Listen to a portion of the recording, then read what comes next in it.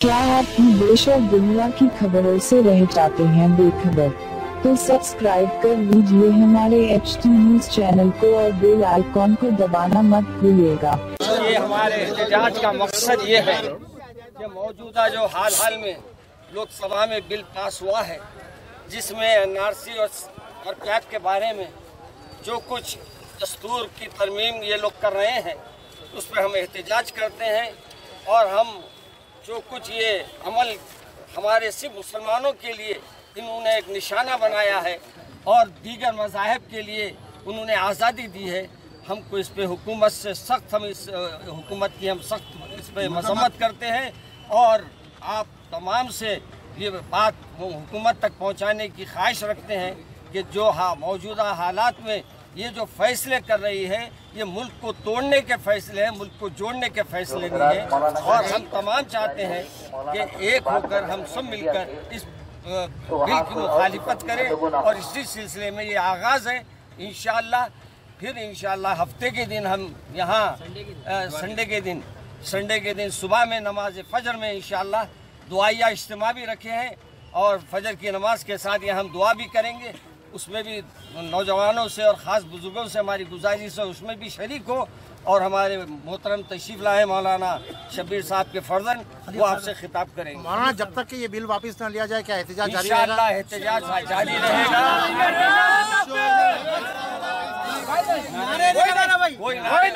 हमको नारे मानना नहीं है। और ऐसा है, ये बिल जो आई है ये बिला हमारे वास्ते आते रहेंगे और हम इससे डरना भी नहीं है।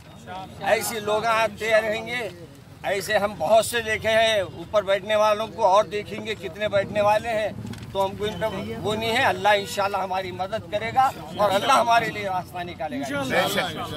और हम इसमें भी खुश है कि हमारे पार्लियामेंट के अंदर हमारे मुस्लिम जो MP से जहाँ उन्होंने एहतजाज किया, वहीं हमारे कायद ने पेपर फाड़ के उनको जब भी बता दिया कि उसके वो जो उन्होंने बनाया है उसकी हमारे पास वैल्यू क्या है।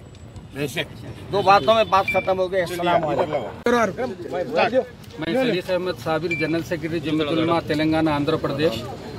आज पूरे मुल्क में जमीयत उलमा की जानिब से जुमा नमाज के बाद एहतजाज करने का तय किया था, पीसफुल तरीके से, पुरअमन तरीके से, हाथ पर काली पट्टी बांधकर और प्ले कार्ड लेकर एहतजाज करेंगे और हुकूमत के इस फैसले के ख़िलाफ़ जो अभी उन्होंने पार्लियामेंट में पास किया है।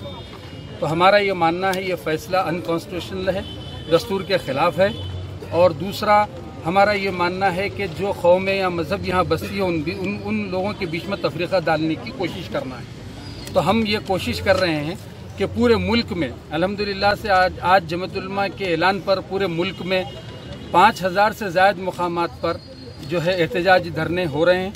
रियासत तेलंगाना, आंध्र प्रदेश और रायलसीमा में करीब 1500 मुकामात पर ये प्रोग्राम मुनक़्क़िद किया गया है, धरने का, खामोश जुलूस का, पुरअमन तरीके से।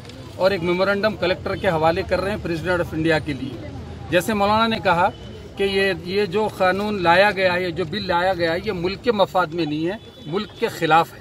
ये सिर्फ मुसलमानों का अकेले का मसला नहीं है, पूरे मुल्क के लिए है। और मुल्क किसी एक की जागीर नहीं। अल्हम्दुलिल्लाह यहाँ बसने वाले लोग जो मुसलमान कई करोड़ रहते हैं, उन्होंने अपनी जान देकर इस मुल्क को आज़ाद कराया है। ये हमारा अपना घर है, इस घर से निकालने वाले खुद निकल जाएंगे इंशाअल्लाह। लेकिन हम लोग ये लड़ाई बराबर लड़ते रहेंगे। जैसे मौलाना ने कहा, जब तक कि ये बिल वापस नहीं लिया जाएगा, जो मरकज़ से इक़दाम होगा उस पर हम अमल करेंगे। आइंदा का लाए अमल भी इंशाअल्लाह हम तैयार करेंगे।